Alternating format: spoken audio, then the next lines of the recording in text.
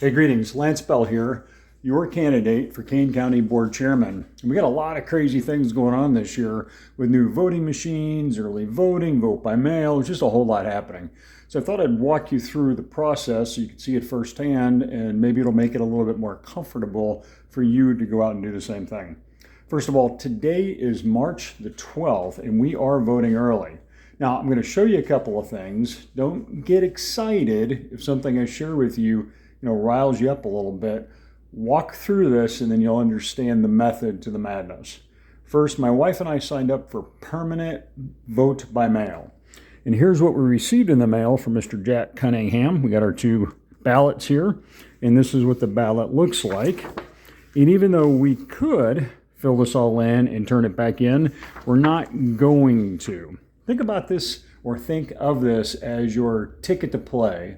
And we're going to take these ballots up to the early voting location, which happens to be closer to us than our normal voting location. And we're going to surrender the ballots to the election judge at the location. All right, as you enter your polling venue, whether it's an early one and there's a good number spread throughout Kane County, or it's the day of March 19th, and you're going to go straight into your assigned polling place, you'll be greeted by some friendly folks at the front desk. Here you will show them your ballot, and you will tell them that you are here to surrender your ballot and actually vote. They'll move you over to another desk where an election judge will have you put a big X over your ballot and write the word void, surrender. They'll give you a term. You're going to X out both sides of the ballot. Then they're going to have you print and sign an affidavit of ballot surrender so that you can turn this in. They'll take your information, they'll put it in the trash can for you, and then you go through the normal process where you get the little ticket that will have the 6 or 7 digit number on it. That will provide you the ballot. You'll see a ballot similar to what's on the screen, except there's only an arrow and it's upside down, otherwise it's blank. And then here I've got a picture that actually came from the company that makes these machines. You can see the slot, the black slot that's right in the front of this, where you're going to insert the ballot. And I thought the touchscreen system did just fine. For me, the touchscreen was responsive. A benefit is it took you through the entire ballot, from presidential candidate at the top all the way to precinct committee person at the very end.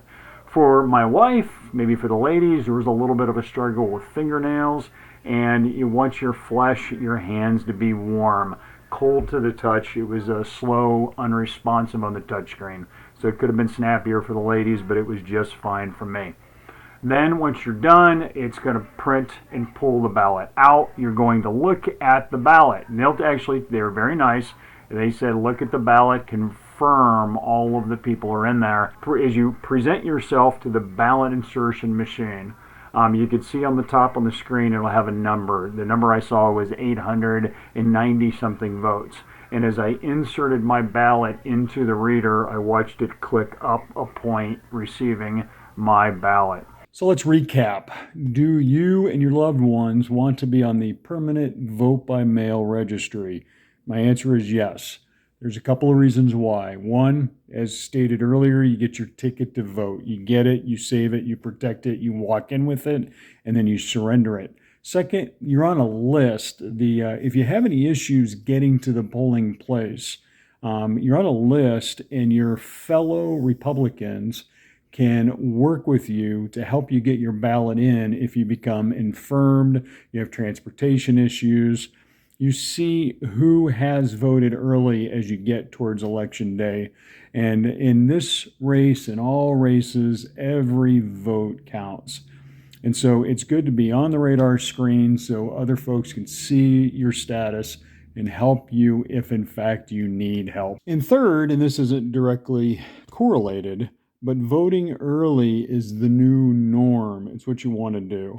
Now, is there a con to this process? Of course. If you move and do not cancel your subscription, there's a strong probability that a ballot will get mailed out to your former home.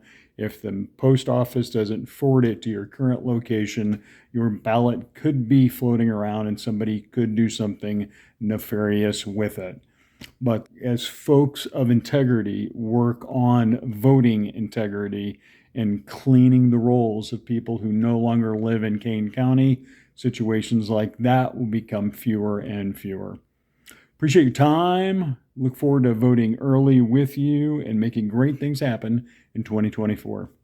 Make it a great election season.